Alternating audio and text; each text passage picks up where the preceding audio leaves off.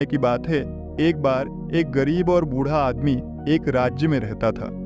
लेकिन उस राज्य का राजा भी उस बूढ़े आदमी से जलन करता था। फिर एक दिन ऐसा हुआ कि बिना किसी देर के वो बूढ़ा आदमी पूरे राज्य में मशहूर हो गया।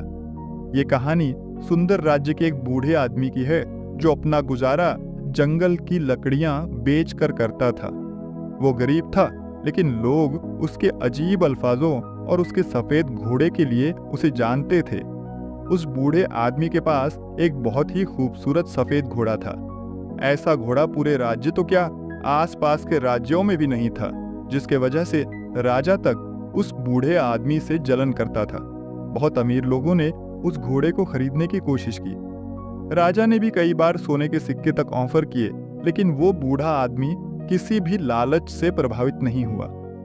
वो बूढ़ा आदमी सभी को एक ही जवाब देता, ये घोड़ा सिर्फ एक घोड़ा नहीं है, ये मेरे परिवार का एक सदस्य है, ये एक संपत्ति नहीं है।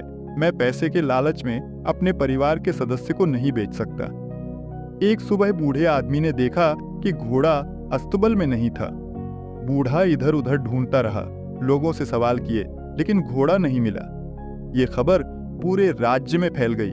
बहुत सारे लोग इकट्ठा हुए और निंदा करने लगे।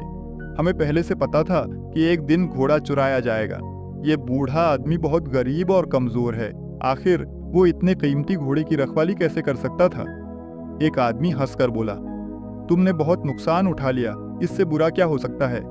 अगर तुमने घोड़ा राजा को बेच दिया होता तो तुम्हें अच्छी रकम मिल जाती और तुम अपनी बुढ़ापा आराम से बिता सकते थे। बूढ़ा आदमी किसी की बातों पर प्रतिक्रिया नहीं दिया, सिर्फ इतना बोला, जो कुछ है सब ठीक है। सच्चाई सिर्फ ये है कि घोड़ा अब अस्तबल में नहीं है, बाकी देखेंगे क्या होता है। इस घटना के बाद एक महीना बीत गया। फिर अचानक एक रात घोड़ा वापस आ गया। घोड़ा चोरी नहीं हुआ था, वो जंगल में भाग गया था। लेकिन हैरानी की बात ये थी कि उस घोड़े के साथ उसी नस्ल के 10 और घोड़े भी आए थे। ये खबर फिर से पूरे राज्य में बिजली की तरह फैल गई। लोग इकट्ठा हुए और बूढ़े आदमी से बोले, तुम सही थे, घोड़े का खो जाना कोई दुर्भाग्य नहीं था, ये तो एक वरदान साबित हुआ। तुम्हारी किस्मत बदल गई है, अब तुम घोड़े का व्यापारी बन सकते हो।